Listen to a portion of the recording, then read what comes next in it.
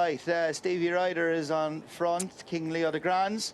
Yeah, he was lead horse, and we've Wayne Lorden. Great to see him back in the Brilliant saddle. to see Wayne back as well, exactly.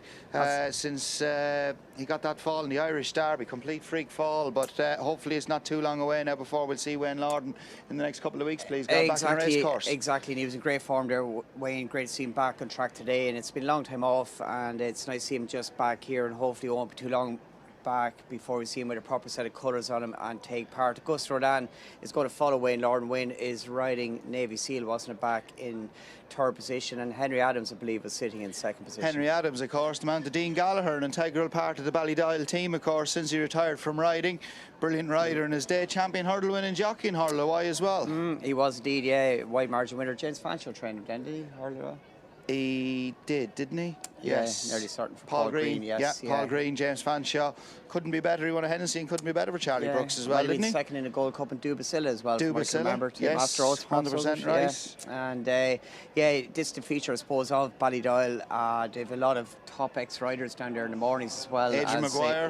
As well as the afternoons. And we get around to Dial, another one. Brett Dial is down there, yes. And riding Auguste Rodin, a very good rider in Rachel right. Richardson. Rachel Richardson, who was based up in North England for Tim Easterby, and has been in Ballydoyle for the last couple of years. She's tracking Wayne Lorden here at this point in time, and the couple of 3-year-olds are sitting behind King Leo de Grange at this stage of the work, and I suppose to get him away, get him on a sound surface, take him out of Ballydoyle and just get a nice sharp bit of work over a shortish trip. You know, they probably worked from the 7 home, and it was probably a decent bit of work, I'd say. You know, it looked like he took a blow going by us and made it stretch by his other rivals. So look, it looked a promising start to the year, what we could see at least. Yeah, he looked extremely well when we saw him afterwards as well, and in the parade ring.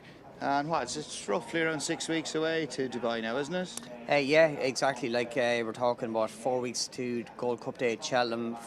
Just over 5, I think it's the week after, or 30th of March or 28th of March. So yeah, it's 5-6 weeks. Yeah. And you know, it's an interesting dynamic. We've seen Equinox win the race that this horse due to go for last year, and it can be a very, very strong race, the 1.5 mile race on Dubai World Cup night.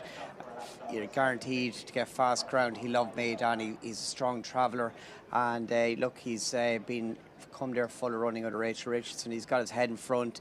Wayne Lorden, the eventual second, getting good work out in him, and he's kept on alongside the older horse on the near side with Whiteface. But you get the impression that Auguste Rodin is just doing enough, and he may well be taking a blow at this point. Just once he's got inside the final half furlong, nudged out, he's kept on, and ears pricked near the line. Just does enough when he gets there, doesn't he? See how fluent a mover he is, though. Yes. Like, he's got that daisy cutter action. He barely bends his knee. I know he won the race post trophy as a 2-year-old on quite testing ground, but the form of that race probably is only okay, and he did bomb out, of course, on testing ground last year on 2 occasions. But when he gets a sound surface, he's very, very good, and be really interested to see how he shapes up this year. I know he's had an unbelievable amount of training.